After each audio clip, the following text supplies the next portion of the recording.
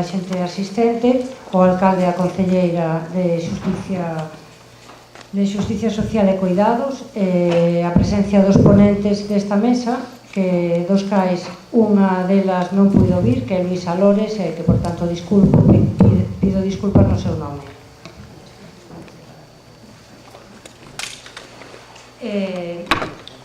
Eu chamome Resina Basadre, son médico no Centro de Saúde de Ventorrillo. Estou desde hai uns meses a traballar no ámbito da coordinadora antiprivatización da sanidade pública, que organiza este acto, e isto é así porque dime conta basicamente de que hai moito tempo que me iba dando conta de que a sanidade pública que tiñamos e a cual aspirábamos, que era un servicio universal, gratuito, solidario con todas as persoas e de calidade, estaba sendo deteriorado, estaba se vindo abaixo de alguna maneira. Pero, ademais, dime conta, xa hai tamén algún tempo, de que esta batalla non se gana se non hai unha participación activa por parte da población. Se a xente non nos implicamos masivamente, non solamente os profesionais, senón os cidadáns, a defender algo que por dereito é seu, que son os servicios públicos, en particular sanidade e educación, que son pilares básicos do estado de bienestar, e que son formas de redistribuir a riqueza para a xente que ten menos recursos, ter os servicios básicos cobertos. Se isto non se defende por todos, está a batalla perdida de antemao, porque de feito a batalla está moi, hai moitas batallas xa perdidas ou hipotecadas, hai moitos sectores da sanidade, como vamos a ver hoxe, que están realmente en grave risco de pérdida. Quero solamente comentar, porque eu creo que aquí na mesa vou a pasar a presentar os ponentes, pero vaise falar, non sei moi ben se van a falar tamén de primaria, creo que tamén en datos, pero sobre todo do Hospital de Vigo, que temos aquí a Manolo Martín, que ven de Vigo, que é unha das persoas que levou a Bruselas a reclamación polo tema do Álvaro Cunqueiro, que, por certo, estuvo moi cerquiña de que lle pasara algo no atentado, porque coincidiu co propio día do atentado, estaba mesmo pegado á estación de metro. Pero, el falará seguramente moito como exemplo paradigmático do Hospital Álvaro Cunqueiro de Vigo para explicar como é isto da mercantilización da sanidade pública, que tamén está plasmada nun libro que está hoxe tamén á venta aí fora, que se chama A comercialización da saúde, da cual son do tal libro son coautores tanto Manolo Martín como Pablo Mamonde, que está ali á miña dereita.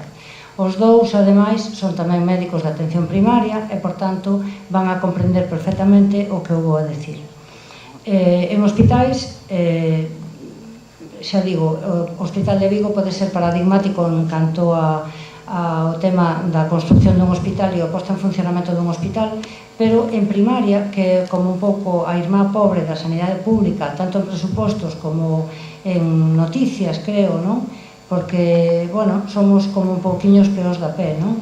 Ao primeiro contacto do sistema público, coa población, onde detectamos ou supostamente resolvemos unha parte importante da demanda da enfermedade, onde deberíamos estar facendo promoción de saúde, prevención de enfermedade, etc. Pois aí, en atención primaria, da cual eu levo, claro, traballando 30 e pico de anos, pois asistimos tamén nos últimos anos dunha maneira moi descarada a unha perda de personal moi significativa. Antes, cando nos íbamos de vacacións, a xente, os Sergas poñía un sustituto e máis ou menos o servicio mantíñase. Agora xa levamos 2 ou 3 anos que non sabemos, por exemplo, no Ventorrillo, non sabemos o que significa a palabra sustituto, salvo que seña unha enfermedade larga. As vacacións, os permisos familiares, todo se cubre ou a espaldas dos que quedan traballando, dos profesionales que quedan traballando, ou a espaldas da xente, a costa da xente, que moitas veces, ademais, non se entera que o seu médico non está. A xente habitualmente pide cita e din: é que me deron para unha semana, tardan unha semana en darme cita para de cabeceira. Claro, non podes ir explicando un por un que é o que sucede. O que sucede é que cando eu marcho de vacacións, voto un mes fora, a miña consulta non a cubre ninguén, solamente un día pechan a axenda, non hai cita para naide. O día seguinte reparten os meus pacientes entre os compañeros que quedan, co cual, se un está enfermo, un día o ve un señor, o día seguinte ou a semana seguinte ve outro señor, e así. E por último, ofrecen cada 3 días unha peonada, que é un médico, eu, por exemplo, traballo no turno de mañá, un médico da tarde paganlle 3 horas para que faga correndo e apretadamente uns poucos pacientes meus, para que a cousa non se desborde. Claro, cando isto pasa na entrada do sistema, pois que non pasará en camas hospitalarias, que salen nos periódicos, peches enteiros de plantas, bueno, e cousas que explicarán os meus compañeros perfectamente. Eu simplemente animar a xente a que tome parte activa en defender o que é seu, non só é como ciudadanos a sanidade como un sistema necesario no momento da vida, en momentos da vida que un máis o necesita, non podemos permitir que todo eso se volva un negocio, que é o que se está volvendo, aunque moitas veces non se visualiza ben, en realidad o que se está convertindo a sanidade pública en un negocio para moitas multinacionales. Entón, como digo, vou a empezar presentando a Manolo Martín García, que é a persona que teño aquí á miña esquerda. Ele é presidente da Federación de Asociación para a Defensa da Sanidade Pública, tamén traballa en Marín como médico de familia, e é un activista desde hai moitísimos anos en defensa da sanidade pública. Forma parte de SOS Sanidade Pública e é, como dixen, un dos promotores desa denuncia que se presentou na Comisión Europea do Hospital Álvaro Cunqueiro de Vigo. É autor de moitos artigos, coautor de varios libros, xuntamente, que non repetirei, co Pablo Bamonde, os dous na saúde como negocio, que logo houve unha revisión ao segundo ano e traducción ao castelán que se chama La Salud como Negocio. Tamén do libro este que hoxe se presenta, que é a comercialización da saúde, e Manolo, non sei se tamén Pablo, creo que Manolo solo, forma tamén é coautor de la contrarreforma sanitaria e de la sanidad no se vende, non? Este me parece que este solo. Pablo tamén, disculpa Pablo. Bueno, isto é respecto a Manolo. Respecto a Pablo, que é compañeiro tamén, médico de familia, traballa na Bañou, el é un home pouco apegado aos cargos, teno sobradamente demostrado. Foi director xeral de Asistencia Sanitaria do Sergas no bipartito 2005-2006, foi dos poucos cargos públicos que dimite voluntariamente cando os presupostos non se amoldaban o proxecto que levaban carteira para poder reformar un poquinho a atención primaria, non? Creo que así, ao mellor, poño algo da miña cosecha, non sei.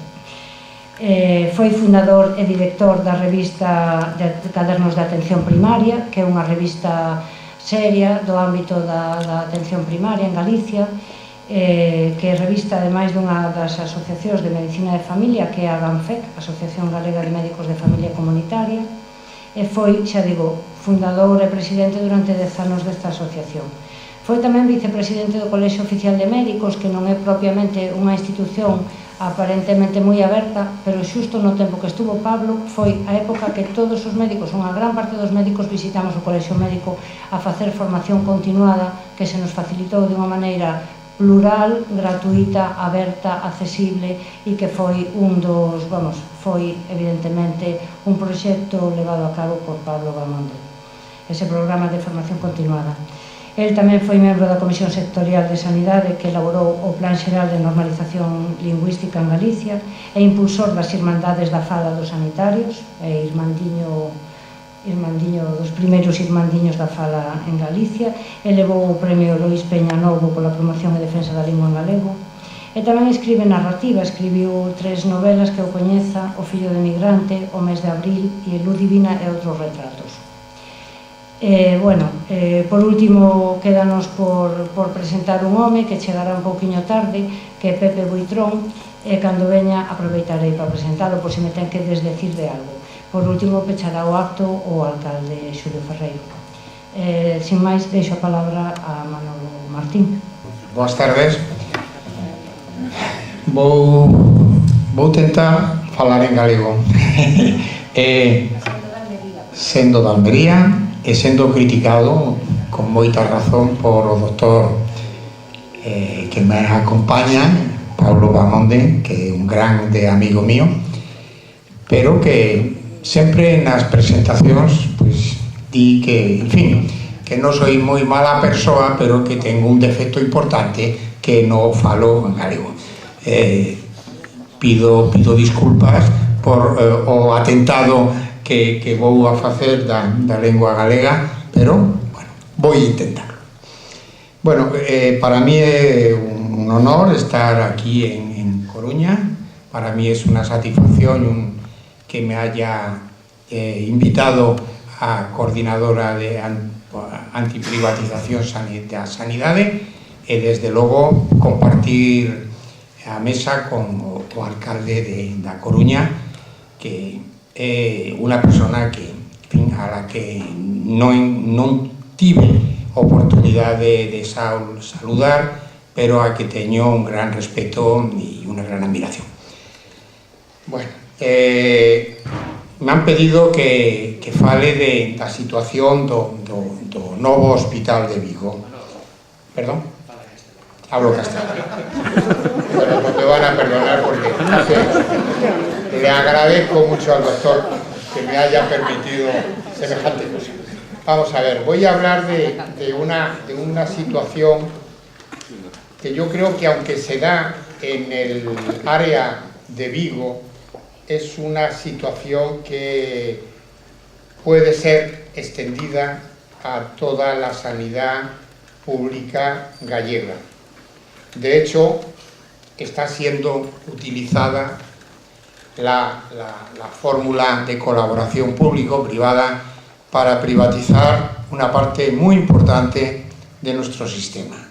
No solamente el nuevo Hospital de Vigo, sino importantísimos servicios como puede ser el servicio de información, la historia clínica electrónica, la receta electrónica, el servicio de logística, los servicios de planificación sanitaria de la comunidad autónoma. Todos esos servicios que son el núcleo duro, la parte más importante de la inteligencia de nuestro sistema sanitario gallego, está ya en manos de multinacionales.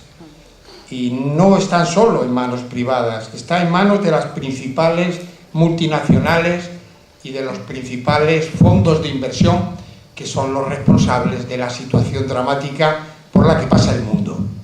Por ponerles un ejemplo, pues el sistema de información, la historia clínica, está en manos de la IBM.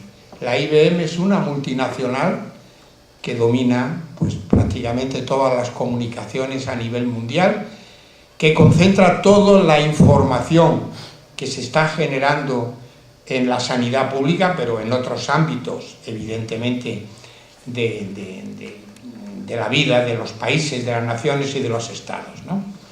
Bueno, pues toda la información de todos los que estamos aquí, nuestras enfermedades, nuestros hábitos de consumo de productos sanitarios, nuestros problemas más importantes, que están registrados por los médicos y las médicas de ustedes en la historia clínica, está en manos de esta multinacional, de la IBM.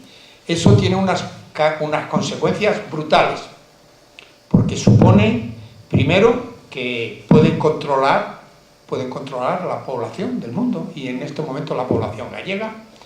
Además, les permite articular sus estrategias para identificar dónde están las áreas privatizables, los que le interesa para ganar dinero, cuáles son los pacientes que no tienen ningún interés y que por tanto hay que desechar porque consumen muchos recursos sanitarios y gastan mucho, y por tanto tienen la oportunidad de planificar con comodidad y tranquilidad el proceso de privatización de nuestro sistema sanitario, pero también el sistema de atención a la dependencia, que también es muy importante, y que hace unos días, el señor Núñez Feijóo, presidente de nuestra comunidad autónoma, anunció que formaba parte de esa información. Para que se den ustedes en cuenta la importancia que tiene controlar la información, la IBM hace años que dejó de fabricar ordenadores como este. porque ya el negocio no está en el ordenador, en el aparato, el negocio está en el control de la información y el uso que puede eso servir para diseñar sus políticas o estrategias. Pues bueno, voy a contarles cómo se traduce esta estrategia en la construcción y funcionamiento del Hospital de Vigo. Bueno, el área de Vigo, para hacerles una pequeña reseña general, es una de las áreas más discriminadas de Galicia. Tenía 3 hospitales fragmentados, obsoletos, con recursos insuficientes. Faltaban centros de salud, antes hacía referencia a la compañera. Bueno, había 4 centros previstos, no se ha construido ninguno. Tiene las listas de espera más altas de Galicia, lógicamente, al tener menos recursos, y tiene un colapso crónico de los servicios de urgencias, ¿no? Además, bueno, estaba incluido un hospital privado como es Povisa, el Policlínico Povisa, que, para que se hagan ustedes una idea, supone una discriminación muy importante a la ciudadanía que lo utiliza, porque tiene un 30% menos de médicos, enfermeras y recursos asistenciales que los hospitales públicos, y tiene, curiosamente, una lista de espera que duplica las de Vigo, es decir, están en torno a 130 días de espera quirúrgica, cuando la espera quirúrgica en Vigo es inferior, aunque sigue siendo la más alta de Galicia. Bueno, aquí pueden ver ustedes cómo a fecha de diciembre de 2015 las listas de espera en el área de Vigo eran de 99 días de estancia media quirúrgica, cuando la estancia media en Galicia era de 70 días. En el Hospital Povisa pueden ver ustedes que es de 140 días. Esta tabla no es una tabla del Sergas, que la pueden ustedes consultar en la página de listas de espera del Sergas.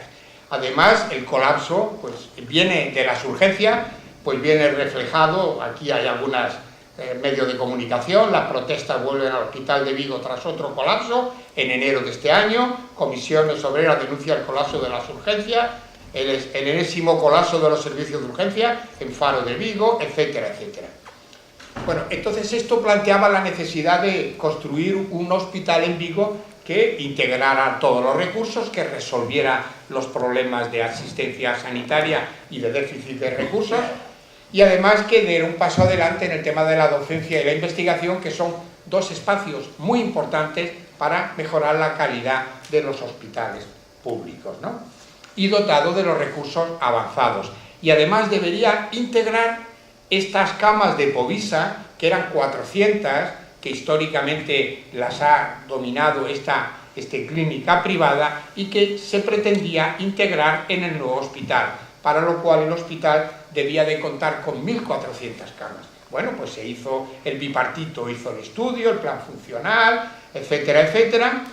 Bien, pero en estas llega el Partido Popular al poder. Entonces, ¿qué ocurre? Decide cambiar el modelo de financiación, que en el momento del diseño del plan funcional y plan de necesidades era público, se iba a hacer a través de la Sociedad Pública de Inversiones de Galicia, y resulta que dice que no, que se va a hacer de acuerdo al modelo de colaboración público-privada. Por lo pronto, el problema es que sale mucho más caro. La financiación a 15 años por la vía pública de la Sociedad Pública de Inversiones eran 450 millones de euros, aprobado por el Consejo de la Xunta de Galicia. Y al pasar a este modelo de financiación privada, el precio asciende a 1.400 millones de euros. Es decir, 1.000 millones de euros más que si se hubiera hecho por financiación pública. Además de eso, plantea problemas estratégicos y funcionales importantes que Pepe Buitrón conoce porque fue gerente del hospital de aquí de Coruña, que es que no pueden haber 2 gallos en un gallinero, no puede haber 2 gerencias en un hospital, porque no es verdad que la parte sanitaria sirva y la parte no sanitaria. Las 2 tienen que estar perfectamente integradas, coordinadas, para poder prestar asistencia sanitaria correcta. Además de eso, la concesionaria privada, como es lógico, no va a invertir un dinero para perder dinero, por lo cual pues va a buscar todo tipo de ahorros para garantizar una mayor tasa de beneficios. ¿Qué hace entonces la empresa privada? Pues por lo pronto eliminaron del proyecto importantes recursos que privaron a este hospital del carácter estratégico que tenía. Por lo pronto eliminaron los módulos de investigación y docencia, con lo cual dejan al hospital en una situación muy atrasada respecto al proyecto inicial. Desaparece el módulo de rehabilitación, desaparece el hotel de pacientes que permite a las personas con enfermos allí pues tener cercanía y acompañarles, y desaparecen 160 camas de cuidados mínimos intermedios, o sea, para personas con enfermedades crónicas. Pero no se limitan a eso el recorte que introducen en el proyecto, sino que desaparecen casi 400 camas de hospitalización, un 31% de lo proyectado, desaparece el 31% de los quirófanos, desaparece el 25% de las camas de cuidados intensivos, desaparece el 55% de las camas de observación de urgencia, y les recuerdo los problemas de colapso crónico que tiene el hospital, y reducen las camas en una área sanitaria donde las listas de espera superan en casi 20 puntos las listas de espera medias de Galicia, que tampoco son una maravilla, como pueden comprender, ¿no? Pues desaparece también la superficie de urgencias y las salas de radiología en un 45%. Le meten una tajada, un tijeretazo terrible a este hospital, a pesar de que el precio pasó de 450 millones a 1.400 millones. Pero no solamente se contentan con cerrar las camas que antes, las 400 camas iniciales, sino que además también reducen un 31%, un 17% las camas del Hospital Meixoeiro, que forma parte del complejo, un 43% de las camas en el Hospital Nicolás Peña. En total, el número de camas que se pierden en Vigo es 517. ¿Cómo es posible que, si tenemos las mayores listas de espera de quirúrgica, hayan reducido tan brutalmente los recursos sanitarios en el proyecto? Además desaparece el proyecto de materno-infantil. Además de eso, como el hospital ya no tiene capacidad para prestar atención sanitaria de cirugía, neurocirugía, etcétera, etcétera, ¿qué hacen? Deja de ser un servicios de referencia para el área norte de Pontevedra, que pasa al Hospital de Santiago, donde están curiosamente las personalidades, vamos a llamarlo de alguna manera, afines al señor Núñez Feijóo. No vamos a dar nombres porque somos personas elegantes, evidentemente. Pero es que además se recortan los servicios centrales. Este hospital tan grande de 1.400 camas, que iba a ser, según el señor Feijóo, el más avanzado de Europa, resulta que no tiene laboratorio. No tiene un servicio de laboratorio. Eso supone una barbaridad desde el punto de vista de funcionamiento de un hospital, porque todo el mundo sabe, los que han estado trabajando en un hospital fundamentalmente, que la cercanía entre los servicios clínicos y los servicios centrales, laboratorio, radiología, son fundamentales para el buen funcionamiento y el buen tratamiento de las personas que están hospitalizadas, ¿no? Además de eso, se reduce un 60% la superficie de los servicios de diagnóstico por imagen, de radiología. El área de urgencias se mete la tijera que antes hemos visto, pero es que además el problema del laboratorio, como antes les decía, no solamente ya son la cercanía a los servicios clínicos, sino que además supone una merma en la calidad y la seguridad para los enfermos hospitalizados. El tema es que ¿por qué cierran el laboratorio? ¿Qué justificación puede tener? Pues miren, una cosa muy sencilla. Esta administración ha privatizado el Laboratorio Central de Galicia, donde se realizan las pruebas diagnósticas más avanzadas, más sofisticadas, y se le ha dado a una empresa privada, a una multinacional, Unilabs.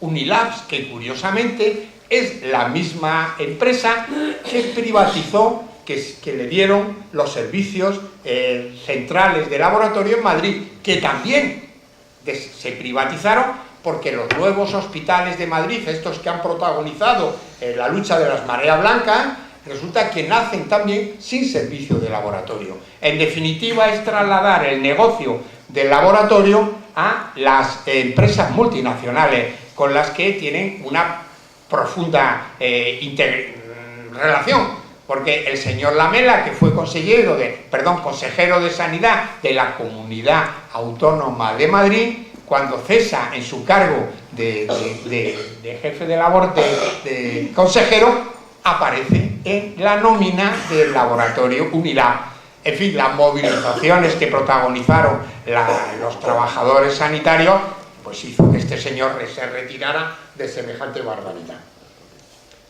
Bueno, ¿qué ha ocurrido? Pues ha ocurrido que la situación hospitalaria en Vigo se ha deteriorado, como es lógico en esta política de recorte. Ya no va a ser el hospital de referencia para el área sur de Galicia, y además el hospital Meixoeiro, que forma parte del complejo, que iba a ser el servicio de referencia de tratamiento del cáncer, también en el área sur, dejó de serlo porque desaparece la mitad de las camas inicialmente previstas. ¿Por qué se ha hecho todo este desbarajuste y este desmembramiento y esta supresión de recursos? Pues para beneficiar a la empresa concesionaria privada. ¿Quién ha hecho este trabajo? Pues miren ustedes, lo ha hecho una empresa que se llama Eficiente Clinical Management, que está vinculada al PP.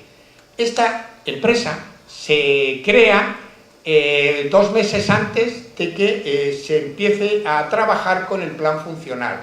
Curiosamente, a la persona a la que se le asigna es una señora que fue gerente directora médica del hospital Meixoeiro de Vigo, pero que había sido la viceconsejera de Sanidad en la Comunidad Autónoma de Madrid, y había sido además un alto cargo del ministerio donde desempeñó la función de directora o presidenta del Consejo Interterritorial.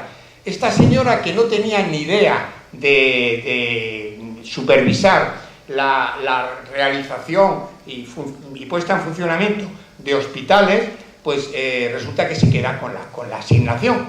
Esta señora, la empresa se crea en su domicilio particular de La Caeira, en Pontevedra. El capital inicial son 3.000 euros, lo cual nos parece una cosa muy sensata, ¿no? Y además de eso, es una empresa unipersonal, es decir, ella es todo lo que el personal de la empresa, es la presidenta, la directora, la señora que tal y la que limpia, por lo que veo. En fin, ¿y qué ocurre? Que le dan para trabajar un galpón que está junto a la obra del hospital que está haciendo las empresas privadas concesionarias, la concesionaria privada. Entonces, ¿quién está trabajando con ella? Toda la empresa, todos los trabajadores, todos los funcionarios que trabajan en la empresa concesionaria privada. Le dan 4 millones y esta señora lo único que tiene que hacer es poner y firmar los recortes que le impone la empresa concesionaria para poder abaratar el precio final del hospital. Y por toda esta actividad recibe 4 millones de euros. Es decir, se lleva 4 millones simplemente por firmar los recortes que la empresa le impone al Sergas. Resultados, bueno, pues la calidad del edificio es muy inferior al previsto. Hay un estudio de la propia administración, de la propia Consellería de Sanidad, a través de sus técnicos, que advierten que se incumple el contrato porque las paredes pierden grosor, los sistemas de aislamiento también se reducen de una manera muy importante, con lo cual se pierde la calificación energética que es obligatoria en la construcción de estos edificios, lo cual va a encarecer muchísimo el coste de calefacción y de aire acondicionado, porque va a tener muy mal aislamiento. Se producen unos recortes en las superficies brutales de 11.000 metros cuadrados, se cambian las tipologías de las instalaciones, desaparece el alicatado. Bueno, En definitiva, el hospital sufre serios recortes en la superficie, en el equipamiento, en la calidad de los materiales, con lo cual, en estos momentos, una vez que se produce la apertura del centro, pues hay una situación escandalosa. A una señora, a los 2 o 3 días de la apertura, se le cae el techo de la sala de ginecología donde estaba siendo tratada, hay inundaciones en los servicios de la UCI y de servicios de urgencias, ahí aparecen roedores por todos lados. En definitiva, la calidad baja del equipamiento y los materiales determina que ni siquiera se puedan poner gran parte del equipo adosado a las paredes porque se cae. Además de eso, para darle todavía más dinero a la empresa concesionaria, el parking del hospital el hospital está a 7 o 8 kilómetros del centro de la ciudad de Vigo. Hay que ir obligatoriamente con coche porque los servicios de autobuses son escasos, etcétera, etcétera. La mayor parte de las personas tienen que ir con su coche particular y tienen que pagar el mismo precio por aparcar que en el centro de Vigo, lo cual supone en torno a los 12 euros por día para las personas que quieran acompañar a sus familiares. Ya saben ustedes que en este país los acompañantes de las personas que están hospitalizadas es la norma. Es decir, se introduce un copago obligatorio a los ciudadanos y ciudadanas que quieran acompañar a sus familiares. Las 400 camas que antes decía que habían sido suprimidas de las 1.400 iniciales, ¿qué pasa? Pues que es que el Hospital Povisa sigue siendo el hospital de referencia en el área de Vigo. Con lo cual, la reducción de camas no se hace por necesidades funcionales, sino para darle capacidad de beneficio a la otra empresa privada que está prestando atención hospitalaria en Vigo. En definitiva, Vigo es un gran experimento de privatización sanitaria. Es el área sanitaria de Galicia donde el hospital público, el nuevo hospital público, queda en manos de una empresa concesionaria privada que lo va a gestionar de acuerdo a sus necesidades de sacar dinero, que ya ha sido capaz de condicionar el desarrollo del hospital para ahorrarse un montón de dinero, y donde se mantiene el Hospital Povisa para dar prestación sanitaria a los otros 190.000 pacientes que están en el área sanitaria. En definitiva, este modelo es un modelo más costoso, es un modelo que condiciona la calidad de los recursos sanitarios, es un modelo que no satisface las necesidades de asistencia de la ciudadanía, y me refiero a las listas de espera, o me refiero al colapso de los servicios de urgencia, o a la suspensión que se produce casi cotidianamente de intervenciones quirúrgicas porque hay problemas logísticos dentro del hospital. En definitiva, la privatización de la gestión y de la financiación de los hospitales solo conduce al desastre para la asistencia sanitaria de la población. Nada más, muchas gracias.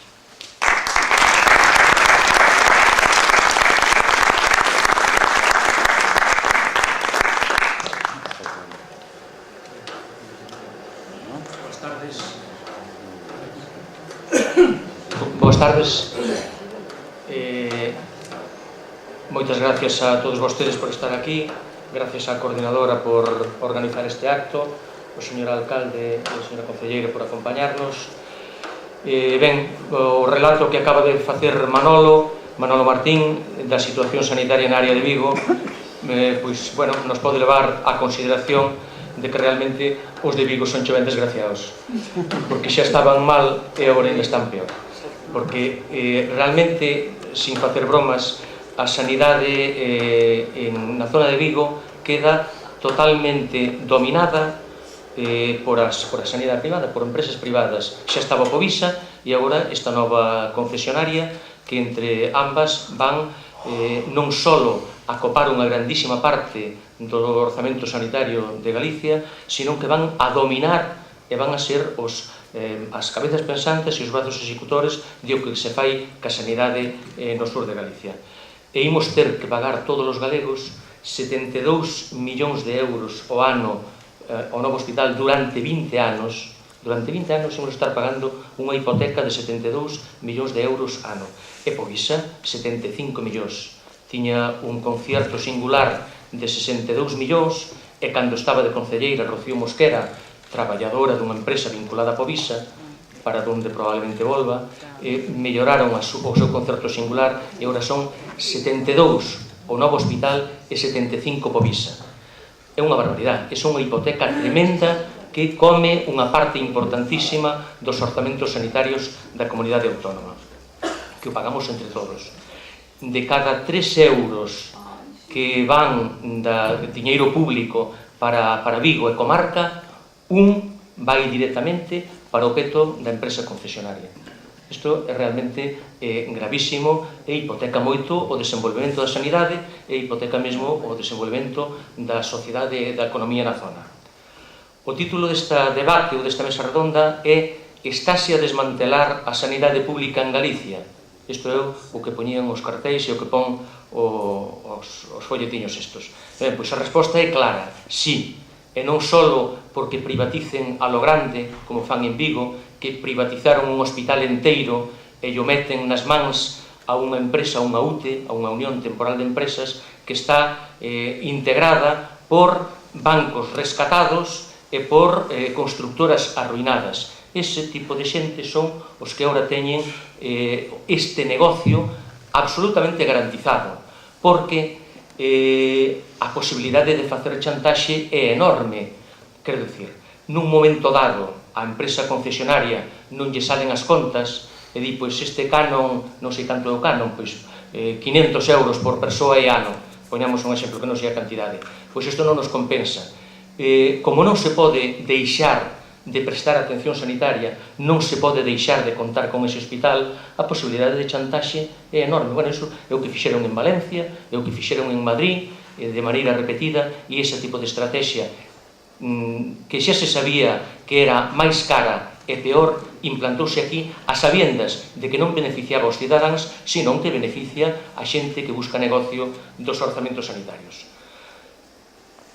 Que pasa no resto de Galicia? Pois no resto de Galicia privatizaron ou externalizaron, como eles din, o servicio de ambulancias, a historia clínica electrónica, as telecomunicacións, a plataforma electrónica, o teléfono de cita previa, o servicio de suministro e logística, o servicio de mantemento dos equipos sanitarios, a xestión da limpeza e da enerxía, o servicio de catering dos hospitais. Isto, unha das empresas que está detrás, a empresa chamase Mediterránea Arturo. Mediterránea está integrada por Banco de Santander, BBVA, Banco Sabadell e Bankia, e a outra parte, Arturo, é Arturo Fernández. Arturo Fernández, personaxe exemplar, vicepresidente da COE, imputado no caso Bankia, acusado de defraudar a Facenda, de pagar os seus traballadores en diñeiro negro, de usar tarxetas black, e que eu vin un día na televisión dormitando, botando unha siesta no sofá na casa do pequeno Nicolás. Ese é o exemplar, a persona a que se lle concede un negocio moi sustancioso e garantizado. Tamén privatizaron os servicios de protección radiolóxica, teñen o proxecto e publicaron nun boletín da Unión Europea para facer unha concesión da esterilización do instrumental cirúrxico. Isto de momento non está adxudicado, pero pensade ben o que isto significa. Hasta o momento a esterilización se está facendo os propios servizos de medicina preventiva de cada hospital, teñen xente moi entrenada que fan a esterilización, xente que leva moitos anos traballando en eso e o fan con un nivel de calidade extraordinario, excelente, con un nivel excelente de calidade. Ben, pois queren montar un servicio de esterilización externo, único para toda Galicia, o cual o material e o instrumental cirúrxico viaxaría ao lugar onde se esterilizaría e volvería de novo. Isto é unha auténtica barbaridade desde o punto de vista logístico e desde o punto de vista sanitario. Si hai un punto clave nun hospital, iso pode dicir Buitrón, que foi xerente, é que as zonas cirúrxicas, as UCIs, ten que ter unha absoluta garantía total e absoluta de que a esterilidade é perfecta. Ben, pois isto, proxecto, está aí, de momento en stand-by, pero, evidentemente, se siguen gobernando en Galicia, o poñerán en marcha sin ninguna dúbida. Como tentarán poñer en marcha o que hasta ahora fomos capaces de parar os profesionais. Teñen o proxecto das unidades de xestión clínica. Aquí no Hospital de Coruña había xa, e xa falaran co persoal, tiñan medio negociado, a unidade de cardioloxía, que promovía o difunto Dr. Castro Beiras, e tamén falaran co personal e tiñan unha certa disposición positiva hasta que lle viron as dificultades e as consecuencias negativas que tiñan por profesionais. Tamén tiñan no Centro de Saúde de Miño e en Sada e na unidade en saúde mental, en psiquiatría. Estes proxectos xa estaban moi avanzados, pero, bueno, fomos que os profesionales de facer ver os riscos para a xente e para os propios profesionais que os laboralizaban, perdían o carácter de estatuarios e pasaban a ser personal laboral. Por lo tanto, o argumento que din eles é que hai crisis, que vivimos por riba das posibilidades, que a herdanza recibida lles obliga a facer recortes. Ese é o seu argumentario, o seu relato. É un relato absolutamente mentireiro. Din mentiras. Primeiro, o Real Decreto 16/2012, polo que,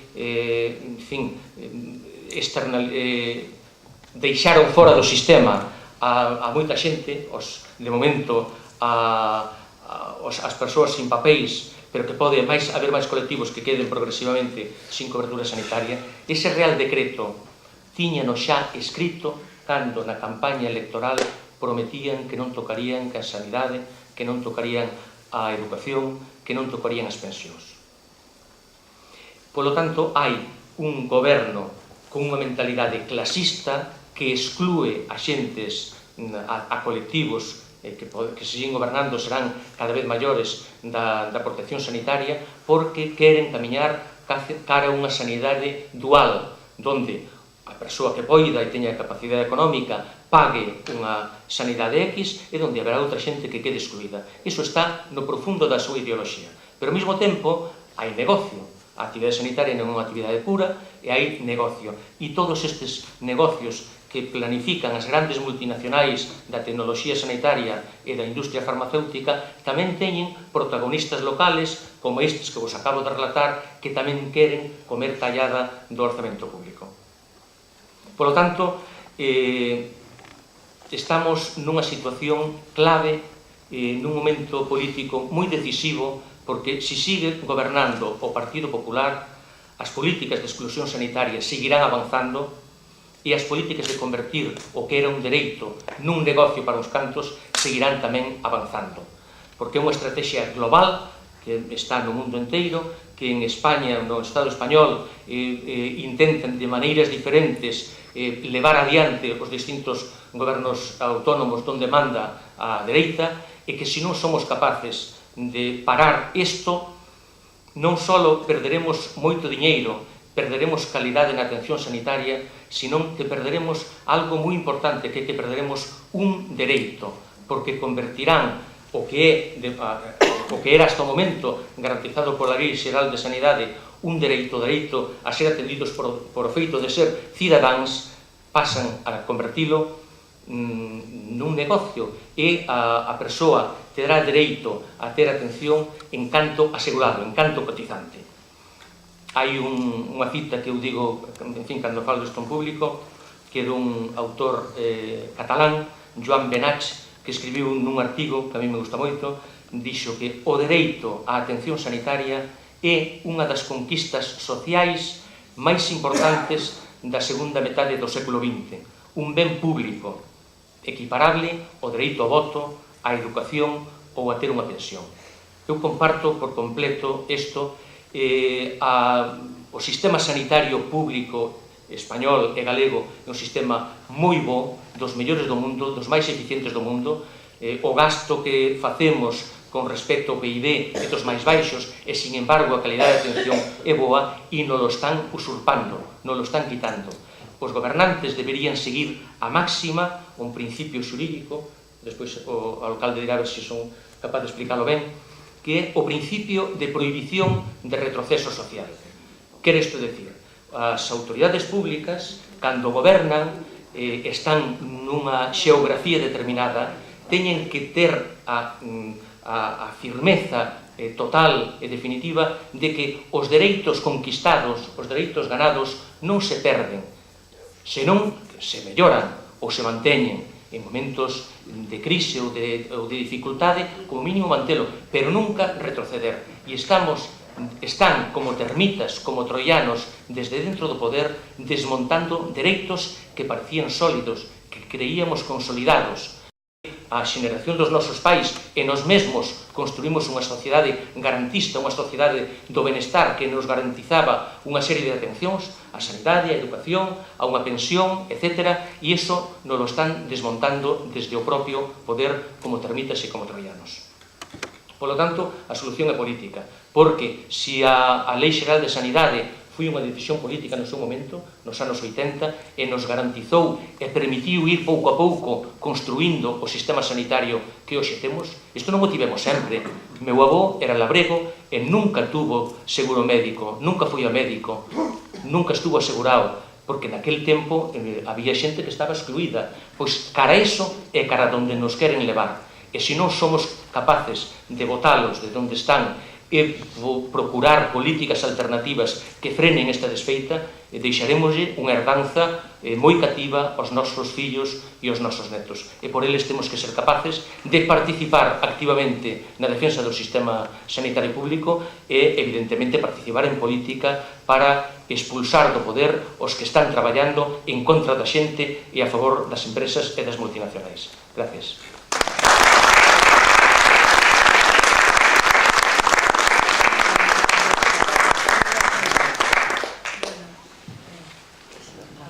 Hola. Agora, como podedes ver, incorporouse o compañeiro José García Buitrón aquí á miña esquerda, que é senador desde as últimas pasadas eleccións por En Marea. Actualmente está xubilado, pero foi, como xa dixeron os meus compañeiros, director xerente do Hospital de aquí da Coruña do 2007 ao 2009, pero polo que máis se conoce a nivel profesional é polo seu gran papel a favor e en prol dos trasplantes. El foi dos pioneiros en trasplantes, como urólogo que, por suposto, participou, digamos, manualmente nos trasplantes, pero sobre todo, ni coa cabeza, perdón, pero ca cabeza en todo o que vou a decir, pero cas maus solamente non perco. Non, digo porque foi tamén coordinador de trasplantes do Hospital de Coruña, desde logo, e tamén da Comunidade Autónoma de Galicia.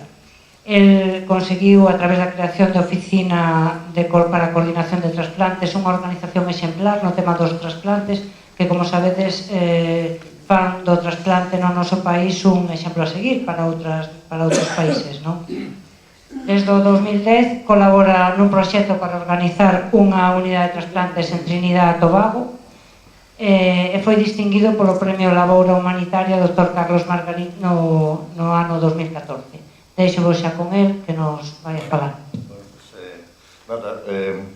Todo eso está moi bien, pero cheguei tarde, non? Así que, bueno, os pido disculpas.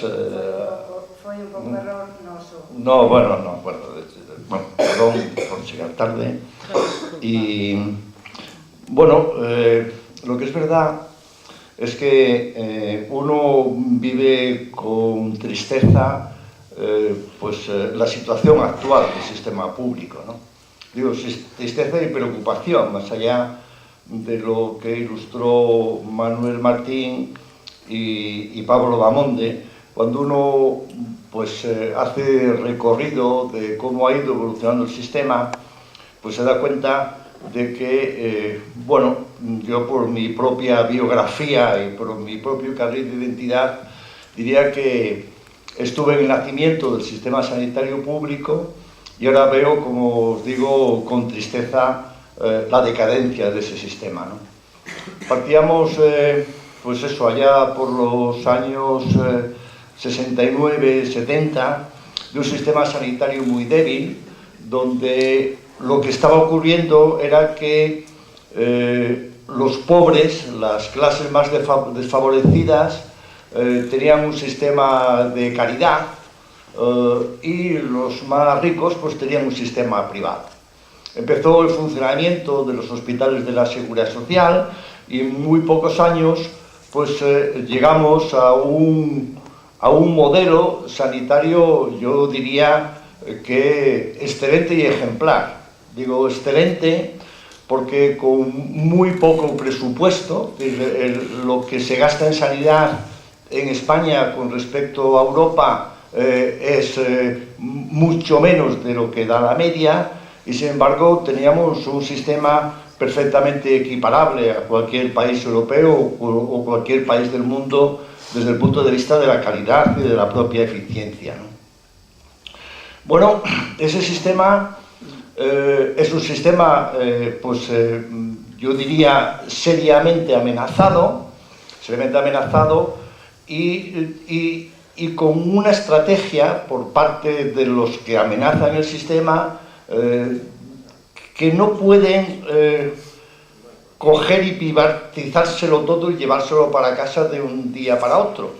Pero lo que sí están haciendo es trocearlo, ¿no? Lo están troceando, lo que están haciendo, pues eso, parcializando, depende de los sitios, privatizando servicios claves, ya no solamente servicios que antes decíamos que no eran sanitarios, como podían ser las lavanderías o otros sistemas de ambulancias, sino justamente entrando ya en la parte dura del sistema, pues como son los laboratorios, es la esterilización, puede ser la radiología y así poco a poco.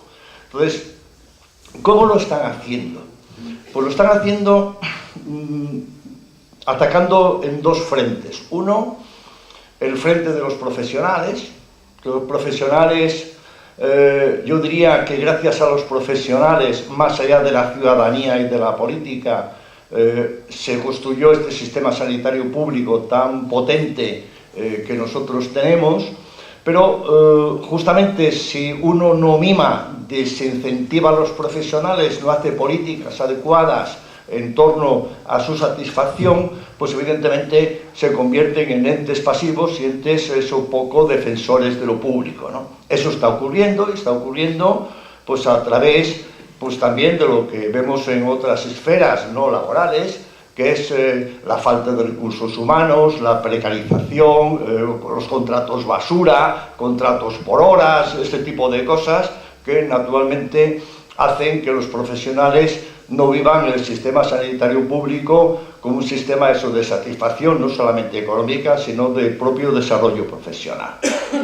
Y luego también atacando la ciudadanía, y atacando la ciudadanía, haciéndola ver, pues eso, a través, primero, de no dar la asistencia sanitaria de calidad que la ciudadanía obviamente demandamos y demanda, como es obviamente el que se retrasen los diagnósticos, que se retrasen las soluciones quirúrgicas o las soluciones médicas y que vayan viendo que el sistema público pues no les da lo que ellos demandan. Y luego atacando también a la ciudadanía en el sentido de hacer de lo privado como la excelencia, ¿no? de todo. Es decir, no hay nada como lo privado para que pueda satisfacer y gestionar los recursos y satisfacer a la población, ¿no?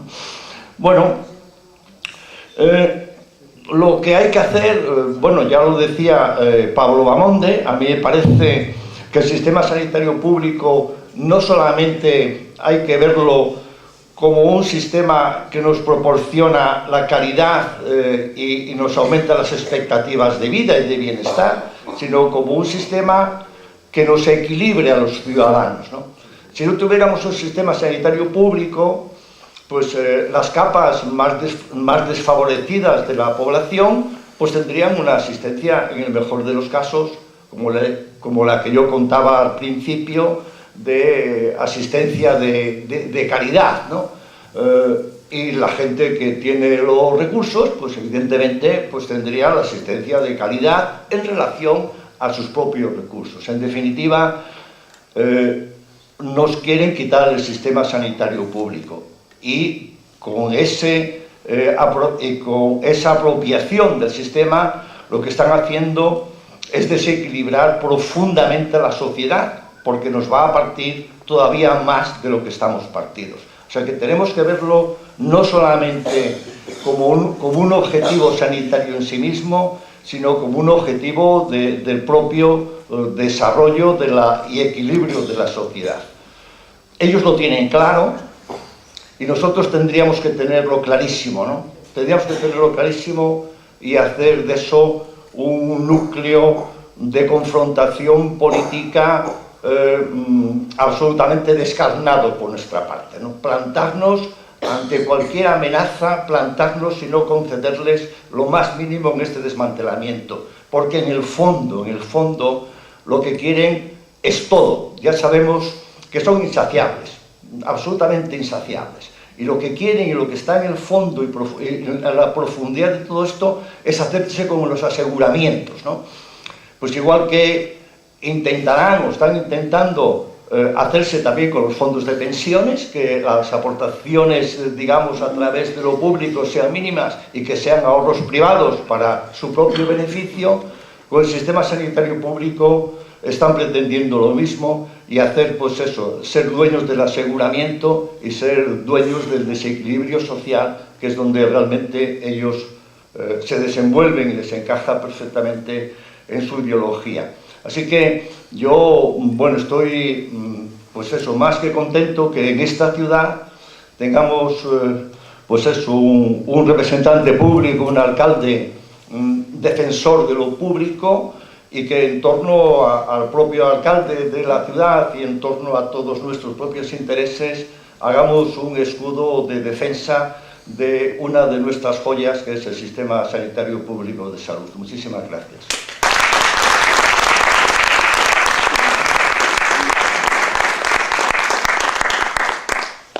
Bueno, ahora dou a palabra ao señor alcalde presidente, Xulio Ferreiro, para que interveña, e a continuación teñen a palabra vostedes para plantear preguntas, suxerencias, comentarios o que desexen hasta as 9 da noite, que o 9 menos 5 que tenemos que deixar o local. Quero, antes de que inicie, que antes creo que non o fixen, agradecer o talante defensor deste goberno municipal en prol do público, particularmente da sanidade, a súa sensibilidade no Día Mundial da Saúde, bueno, en cantas iniciativas propoñemos, a súa actitud sempre aberta. Entón, bueno, incluído o poder usar este local, que tamén depende deles. Así que, gracias de novo. Moi ben, moitas grazas. Non sei se escoita, sí. Dicía Rosa Luxemburgo, por ali por principios do século pasado, que o capitalismo na súa evolución necesitaba medrar indefinidamente. E este medrar indefinidamente o facía, entre outras cousas, a base de conquistar novos mercados, ¿no? E isto era unha contradicción, bueno, os teóricos marxistas entendían que esta contradicción ínsita do capitalismo de necesitar medrar para sobrevivir era unha contradicción que iba a levar ao seu propio fin por si mesma. Non sei se isto va a pasar algún día, pero eu por ahora non o acabo de ver, non? Pero o que sí é certa esta observación que facía Luxemburgo, non? Decir que sempre se necesita a expansión constante, non? Do negocio. Expansión que se fixo en épocas diversas por diferentes medios, non? Primeiro por territorios, intentando que aquelas sociedades que tiñan formas de vida non mercantilizadas, pois se mercantilizasen e digamos, houbo, non? Sociedades que viviron no feudalismo económico até ben entrado o século XX, pero que foron rapidamente mercantilizadas, non? A expansión colonial de África, a mercantilización e a expansión sobre América, Asia, etc. Digamos que IOSE eu creo que podemos decir, ¿no?, que quitando seguramente algunhas tribus amazónicas, toda a sociedade mundial está mercantilizada, ¿no?, no sentido de que as relacións mercantís e as relacións de produción do sistema capitalista son as que dirixen, non, as nosas vidas económicas. Unha vez que a fase de expansión territorial está prácticamente culminada, aínda non, porque sabemos que a presión sobre as zonas virxes do planeta sigue sendo moita, a partir da segunda metade do século XX e con especial énfasi a partir del thatcherismo e del realismo, desa crise ou desa ofensiva neoliberal nos anos 70, principios dos anos 70, a expansión do sistema económico prodúcese a partir de atopar lugares non físicos, sino económicos que até ese momento non respondían a lóxicas mercantís. E aquí temos unha, que é a sanidade. A sanidade. As apreciacións que hoxe nos fixeron aquí os nosos ilustres colegas médicos son moi parecidas ás que eu pude facer hai poucos anos falando do ensino superior da universidade. Tive a oportunidade de escribir algo tamén sobre unha situación moi parecida, non? De digamos, un sector económico rentable, donde se inviste moito diñeiro, pero que en principio é alleo ás reglas do mercado e que é visto como un dereito, a educación superior, a universidade. Trasladémolo a universidade, perdón, a sanidade, non? Entonces, unha vez que necesitamos seguir atopando nichos de negocio, se produce a ofensiva, non, dos poderes económicos sobre estes lugares ata ese momento non mercantilizados, porque efectivamente é moito diñeiro o que está en riba da mesa, non? O exemplo de Vigo que se nos poñía canto costa un hospital, non? Bueno, pues aí hai evidentemente negocio, non? E ese negocio é necesario convertilo ou aplicalo nas reglas do mercado para producir un beneficio, para aumentar a tasa de crecimento, para poder seguir engrosando a ruleta. Porque, total, que máis dá? No, escoitamos moitas veces, que máis dá? O paciente non lle importa se o hospital o que va é público ou privado, se a universidade a que va é pública ou privada. O que lle importa é que lle atendan. Eso, eu teño escoitado unha vez aos nosos dirixentes autonómicos, e nomeadamente ao presidente da Xunta. Que máis dá? Con tal de que un salga co seu título de Dereito ou de Medicina, ou que lle curen, que máis ten? Bueno, pois ten, non? Ten. Eu creo que acabamos de escoitar exemplos, non quero incidir neles, de como, evidentemente, cando se xestiona un servizo público con unha perspectiva mercantil, o obxectivo é, claro, lexítimo, pero claro, ganar diñeiro, non? E ganar diñeiro se pode producir, efectivamente, a costa de diminuir a calidade do servizo e de saquear ou espoliar as contas públicas, non? Isto nos concellos sabémolo moi ben, é dicir, como tras o pinchazo da burbulla inmobiliaria, moitas empresas entraron no negocio dos servizos públicos, e aquí a concelleira de Xustiza Social pode seguramente darnos exemplos, non? De xestión de dependencia, de xestión de atención a domicilio, de xestión, pero de recollida do lixo, de tratamento de residuos sólidos urbanos, etc., se meteron nese negocio para seguir tirando da teta, non?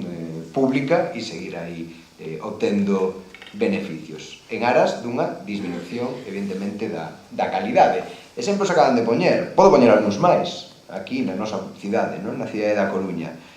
Podo falar do centro de saúde de Novo Mesoiro e da falta de pediatras nese centro de saúde de Novo Mesoiro, un dos barrios con máis poboación infantil da cidade, que non ten pediatras suficientes para atender a veciñanza. Podemos falar do COF do Ventorrillo, de como se elimina a saúde preventiva, non, das mulleres, basicamente.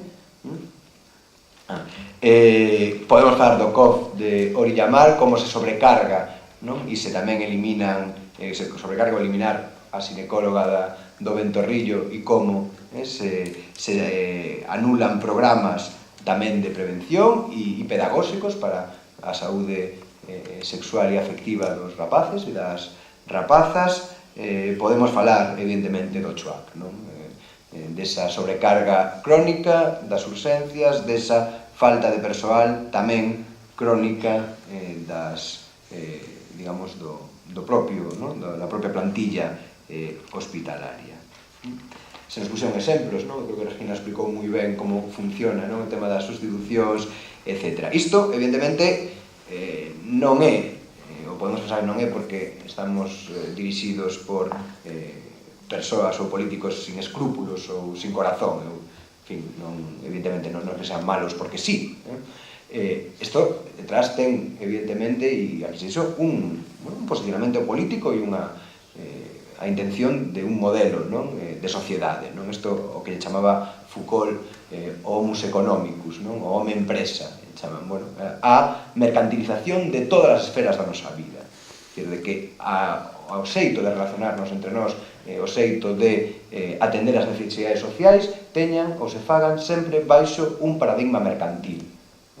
Por tanto, de tanto tes, tanto vales, de si queres algo, tes que dar algo a cambio, por tanto, cambiar o paradigma dos dereitos, esa conquista social da ilustración que avanza ata ben entrado o século XX, por un paradigma, evidentemente, monetario mercantilizador, e de aí derivan cousas como, efectivamente, que a relación coa sanidade deixe de ser unha relación de dereitos, é dicir, de como persoa, dentro da miña dignidade como persoa, está o feito de ter unha atención sanitaria en condicións, a esa calidade de prestatario. En canto pagas, tes dereito, e se non, pois, o que decía o senador Buitrón, isto será beneficencia no mellor dos casos. Por tanto, eu creo que nos cabe como proxecto político impoñer ou propoñer un proxecto político alternativo a este. Un proxecto político alternativo que non configure a sociedade en función dos intereses económicos e dun proxecto ideolóxico mercantilizador, senón dos dereitos e da dignidade da persoa como peza chave de construción da sociedade. E a partir de aí poderemos armar a economía, a partir de aí poderemos armar as fórmulas de xestión, a partir de aí poderemos tomar decisións de eficiencia económica e social, pero sempre tendo claro que a dignidade da persoa e os dereitos renunciables da persoa, peña de onde veña, nacera donde nacera, teña o diñeiro que teña, son absolutamente irrenunciables e o paradigma sobre o que debemos construir a sociedade. Se iso é así, poderemos construir, unha sociedade máis xusta, poderemos salvarnos desa crise do estado de benestar, que é unha crise absolutamente inducida, e poderemos inventar novas fórmulas que superen o actual, repito sempre, para maior beneficio de toda a sociedade. Moitísimas grazas a todos.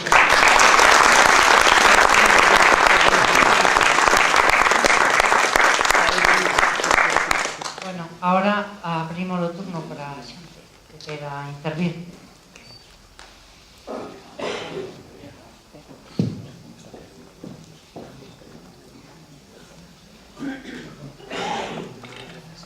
Sí.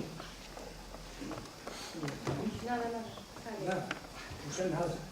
Non se oye. Joder, sí bien. Espera. Sí, sí. Oye, Sí, no, ya está dando, ya Sí. ahora le van a sí. dar. Estamos oyendo bien. Está bien. Yo no me oigo. Sí. Tiene que lo ver. Bueno, en cualquier caso, boa tarde a todos e a todas. Agradecerle ao Concello, a persoa do señor alcalde, esta generosidade da que os cidadanos estamos bastante necesitados desde fai anos. Por lo tanto, eu como cidadán apoio enormemente ao Concello e máis particularmente ao propio señor alcalde. Nesa intervención que escoitei tanto do señor Ramonde como do señor Manuel Martín e do señor Buitrón, son dunha enorme aprendizaxe para mí en canto a informacións das que cada quen podemos ter sempre é a través da prensa en primeira instancia. Chamamos a prensa naturalmente, pero logo tería eu matices que facer con respecto á prensa. Non vou nomear a ninguna particular. pero quedeme con 3 consideracións, ou con 4, do Dr. Buitrón. Remontase aos anos probablemente 40, onde había sanidade da calidade. Eu se coñecina, non a sufrín, pero sufrín unha, pois, parentes menos, non? E entón el decía 2 frontes, o fronte dos profesionais e o fronte dos que facemos uso dos servizos da sanidade pública. Na sanidade pública, a primeira pregunta que lle fago eu aos profesionais, eu teño un fillo que traballa no Chuac, enfermeiro, e como unha paréntese brevísima, un día fun velo e o home transpiraba. Dixome, non te podo saudar, papá, é que non teño tempo.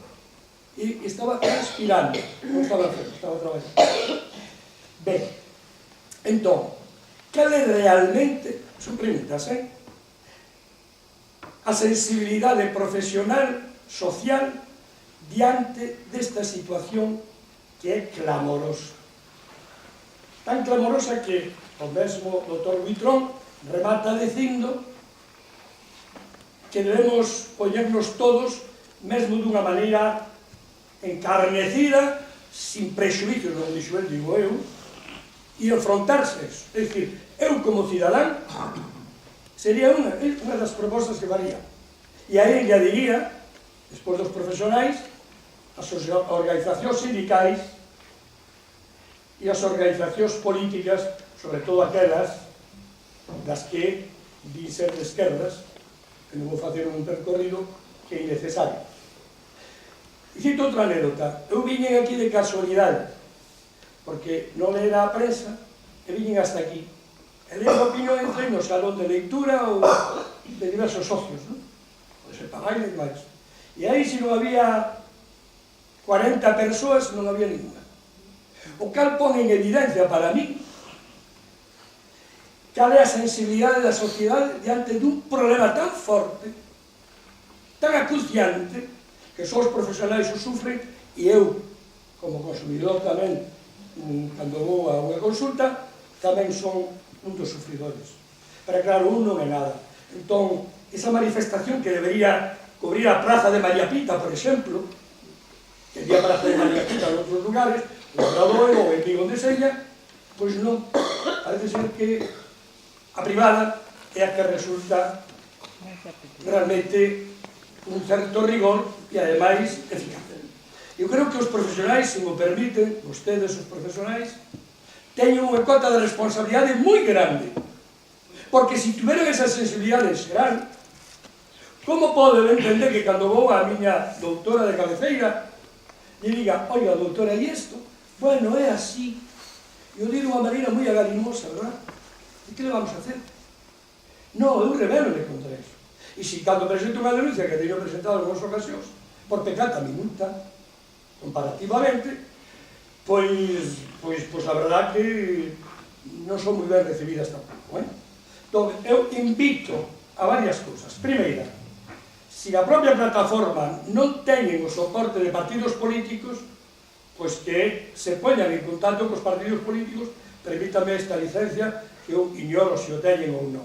Que as organizacións sindicais igual, con propios concellos igual, que a cidadanía igual. E isto que aparece aquí como divulgativo, eu diría que se debería facer como mínimo con unha certa periodicidade ao longo do ano. Xa sei que para eso necesitas obreiros. Eu bríndome e nada máis, e descúlpeme que fora tan longo.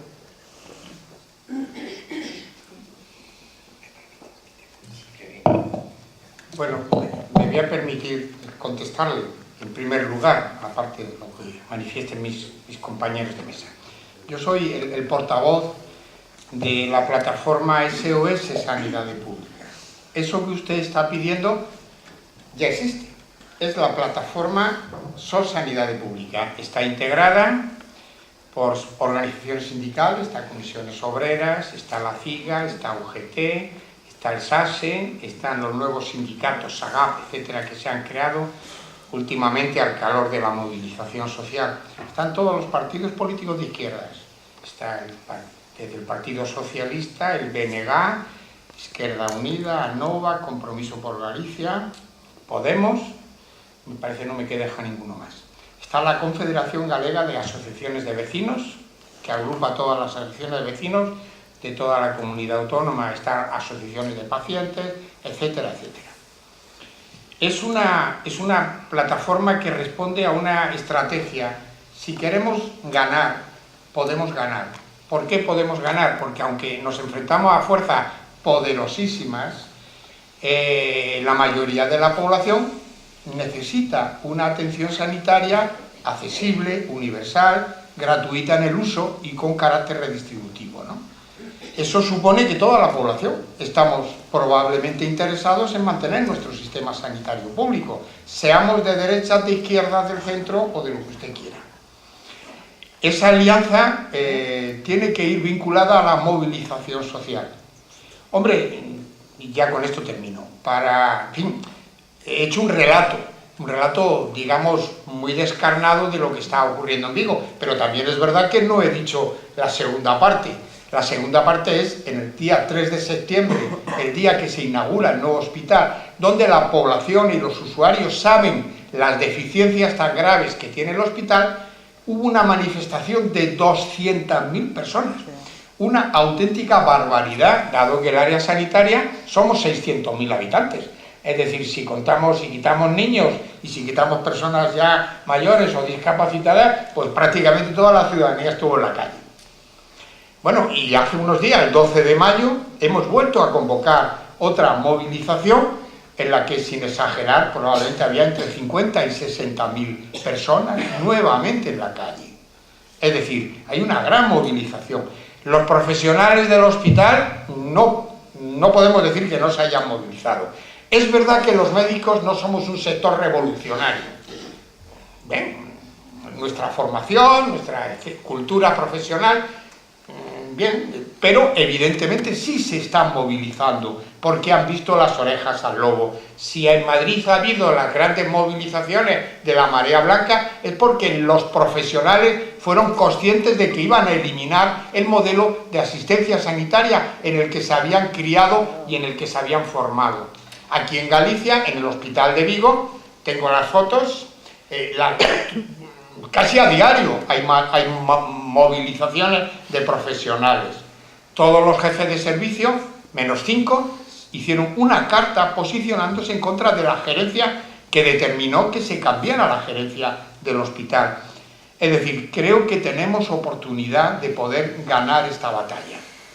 Eso exige generosidad por parte de los partidos políticos, generosidad por parte de las organizaciones sindicales, generosidad por parte de las organizaciones sociales, el apoyo institucional. Las grandes movilizaciones en Vigo serían impensables sin el apoyo de los partidos políticos. Somos críticos con los partidos, es verdad, pero también hay que reconocer que gracias a los partidos, los ayuntamientos del área metropolitana de Vigo hicieron llamamientos a la movilización, pusieron autobuses y facilitaron el que la gente hicieron mociones en los ayuntamientos, fueran de cualquiera de los partidos que integran. Ese es el gran reto. Y aquí está un ejemplo claro, estamos en un acto social donde están ustedes, está el alcalde de la ciudad, estamos profesionales sanitarios y están ustedes que forman parte probablemente y está la coordinadora de antiprivatización. Yo creo que la única manera que tenemos de ganar esta batalla es a través de la información. La información es capital porque la gente debe saber qué está pasando y en segundo lugar la movilización. Curiosamente, en los últimos meses, a pesar de los grandes problemas sociales que tenemos aquí, de las pocas movilizaciones potentes ha sido en la sanidad pública.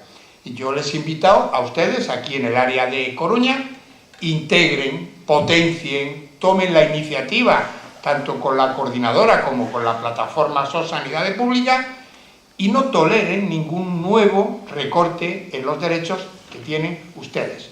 Y cuando hable usted con su médica del Centro de Salud de Familia, diga, ¿por qué no se integra usted en la plataforma? Tiene usted un problema serio, es que no puede desarrollar su potencialidad como médica de familia porque el modelo se lo está impidiendo y limitando. Usted sufre una calidad baja en la atención y la profesional de la sanidad, la médica en este caso, pierde uno de sus derechos, que es a desarrollar su profesión con integralidad. Muchas gracias. Eu quero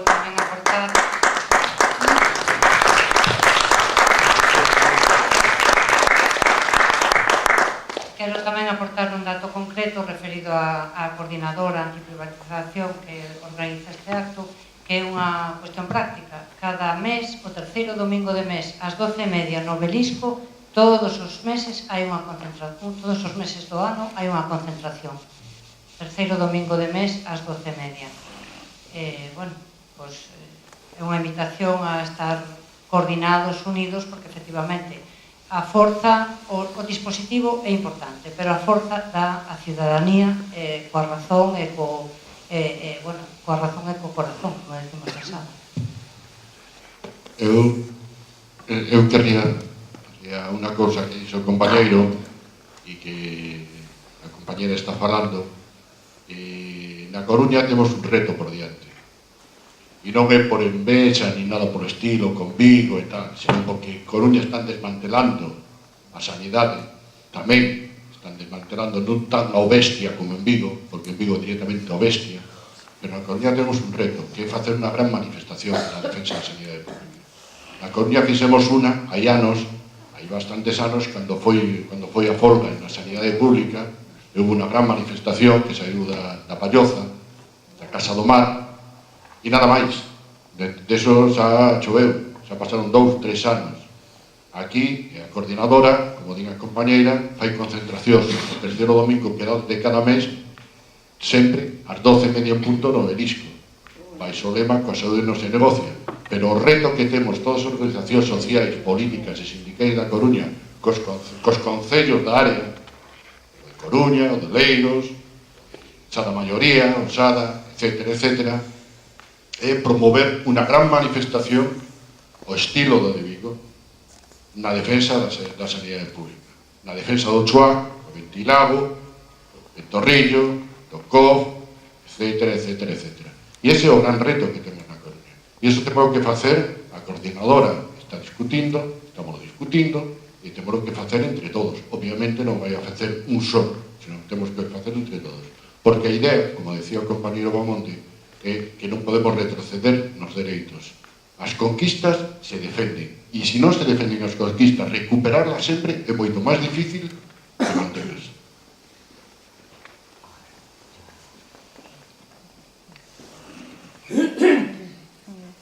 Hola, buenas tardes.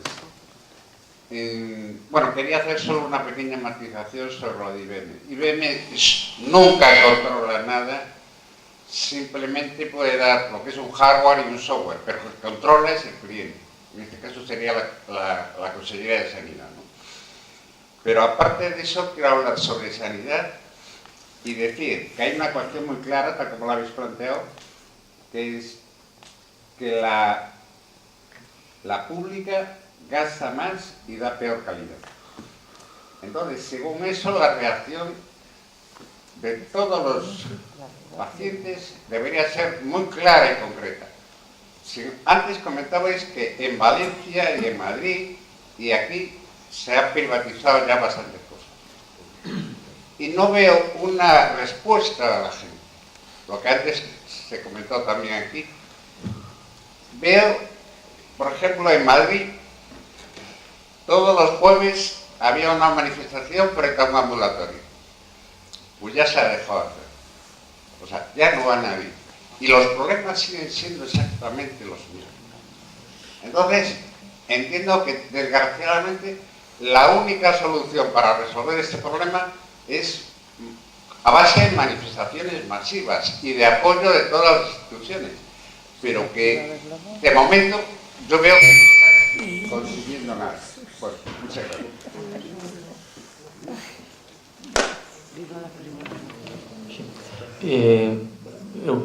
Unha reflexión moi breve. Bueno, primeiro, antes de responder ao compañeiro, un momento publicitario. Manolo Martín máis eu, bueno, estábamos comprometidos con este acto desde moito antes de que se editara un libro que vimos de sacar, que se chama A comercialización da saúde, donde se recolle todo o que estamos falando aquí e algo máis.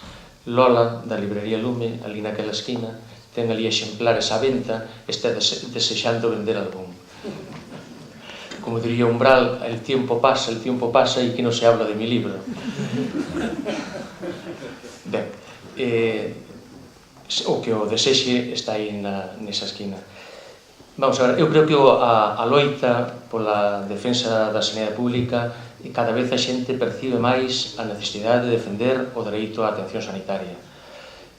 Nos anos 70, 80 non había este clamor popular. A xente non estaba nas rúas defendendo nada. Non había ninguén que reclamara unha lei xeral de sanidade, nin o dereito á atención sanitaria como un dereito básico da cidadanía.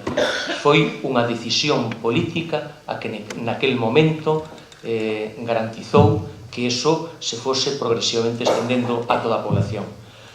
Hoxe hai cada vez unha maior percepción social de que algo está en risco, pero a veces é moi difícil de ver. En Vigo non, en Vigo é que o roubo é tan descarado que deronse unhas circunstancias tan obscenas que a xente saiu á calle de maneira multitudinaria. Recordade que naqueles primeiros días de setembro do ano pasado estaban facendo o traslado a toda presa, co edificio sin rematar, con polvo por todos lados, nunhas condicións de hixiene absolutamente penosas. Morreu unha muller por aspergilos na UCI do hospital recién ingresada, e todo eso xenerou o parking do hospital que era unha ruína, e a xente que vai ali teña que deixar o coche, pois literalmente se arruína se ten que estar un mes ingresado. Toda esta situación xenerou temor e xenerou cólera na sociedade, en donde as privatizacións ou externalizacións se fan un pouco máis ao pormenor ou á caladiña ou por detrás. Eses déficits ou as hipotecas que nos xeneran ou os déficits de calidad os vemos a largo plazo, pero existen, pero é moi difícil de ver. Por exemplo, probablemente non saibades que este verán pasado no laboratorio do Hospital da Coruña tiráronse a basura, o lixo, tiráronse centos de probas analíticas porque non había reactivos. Non había reactivos para facer determinadas probas analíticas e tiráronse o lixo mostras biolóxicas. Por que? Porque o suministro dos reactivos que facía personal propio nun almacén que había aquí na Grela, que estaban aí 3 ou 4 personas e funcionaba a perfección nos 25 anos que eu levo aquí en Labañou. Nunca faltou nada no centro de saúde e probablemente nunca faltou nada no laboratorio central do hospital. Bueno, eso externalizouse e iso douselle a unha empresa que fixeron a toda presa unha grandísima nave en Negreira, eu conozo porque é na miña vila e está ao lado da casa dos meus pais, e fixeron a toda presa. Entonces esta empresa, que era unha empresa de mudanzas de Pontes de García Rodríguez, despois xestionou o almacén de historias clínicas do Hospital de Pontevedra e ardeu. Uns anos máis tarde estaba xestionando un almacén de material da Consellería de Educación de Valencia, fixadvos as conexións, tamén en Madrid tamén tiña cousas. Bueno, pois ali tamén ardeu o almacén que xestionaban. O sea, unha empresa moi de fiar. Pois como agora as historias clínicas xa non van en papel, senón que están informatizadas, que negocio se lle ofrece? Pois a logística, o almacenamento e a distribución de material sanitario que se facía nas áreas se lle dá a unha empresa amiga, 80 non sei cantos millóns, unha concesión a 10 anos e un negocio redondo, un negocio demais que ten un risco engadido igual que ten o Hospital de Vigo, que unha empresa destas que xestiona e controla a provisión para toda a rede sanitaria pode nun momento dado pararse o sistema. Pode parar. A capacidade de chantaxe cando queiran renovar ou mellorar as súas condicións realmente é moi grande. Ben, pero iso a maioría da población non se entera, non se decata de que se están dando negocietes a empresas do seu entorno e iso a percepción pública non existe. Esa A batalla ten que darse na mobilizacións de corte menor e outras de corte maior cando sean posibles, tense que dar na política, hai que cambiar, porque se siguen gobernando os mesmos, dá igual que estemos todos os días na rúa, eles seguirán facendo a súa política porque están absolutamente empeñados en comer esa parcela dos orzamentos sanitarios. E tamén a batalla hai que dar nos xulgados, hai que dar, por exemplo, a plataforma de Vigo presentou un recurso ante a Unión Europea por todas as irregularidades que houve na tramitación do hospital, da construcción e da xestión. Está aceptada esa interpelación e teñen agora un ano para emitir unha sentencia. Ben, se a Comisión, a Unión Europea respalda os argumentos feitos por a súa sanidade pública, iso poderá permitir recuperar e rescatar para o dominio público o Hospital de Vigo sin que teña un coste engadido por pagamento do que lle chaman o lucro cesante. Todos estes outros negocios que conceden a 10 ou 15 anos vista vai ser difícil de recuperar. Inda que haxa un cambio de goberno, evidentemente habrá que facelo ca maior firmeza política, pero tamén ca maior seguridade xurídica, porque se fan cousas a lixeira, o mellor pode despois os tribunais darnos para atrás. Quero dicir que a batalla hai que dar na movilización cidadá, hai que dar nos xulgados. Temos que ser os profesionais que estamos comprometidos con estos e os propios cidadáns, temos que ser capaces de construir un relato diferente ao seu. Eles din que vivimos por riba das posibilidades, que gastamos máis do que temos, que a crise e a herdanza recibida lles obliga a facer isto. Nós temos que dicir non. Esta é unha política neoliberal, queredes facer negocio, queredes comer orzamento público, e hai que retiralos dai para que non sigan facendo isto. E isto, a xente, se somos capaces de construir este relato alternativo e a xente o cree, probablemente iremos sumando vontades para que haxe un cambio electoral que ten que haber, se non todo o demais é baldío, e evidentemente tamén para ter unha presencia na rúa e nos xulgados para reclamar por todo aquilo que sexa necesario. Dada agora que estamos prego brevedade nas preguntas e nas respostas tamén. Vale, gracias. Hola, moitas gracias por estar aquí e por explicarnos, non? Serei moi breve. Precisamente o que dixo o doutor Bamonde era un pouco o que eu quería decir e que tamén vai na liña das persoas que falaron, que falta igual a labor pedagóxica, que non estamos sabendo transmitir todo isto, que é información que é moi interesante, que é moi reveladora de que estamos ante un ataque de, acoso de derribo, non? Como diría o profesor Beiras, abrigar genocidio e ecocidio. Pois igual non estamos sabendo transmitir dende todos os poderes públicos, dende os partidos políticos, os sindicatos, as diferentes coordinadoras e plataformas, que é o que están a facer. Entón, eu pediría, igual máis que a plataforma, aos partidos políticos que estás aquí, non? Que saibamos un pouco artellar que saibamos como artellar esa mensaxe, porque non está chegando. Eu non sei cantas persoas están aquí que non están relacionadas con esta plataforma. Agardo que sexan moitas, pero non vexo moitas, non?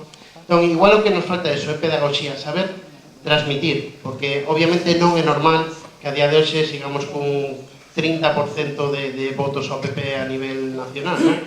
Entón, eu son moi optimista e agardo que obviamente o 26 de xunio o señor Buitrón que será senador outra vez, obviamente que en outubro tamén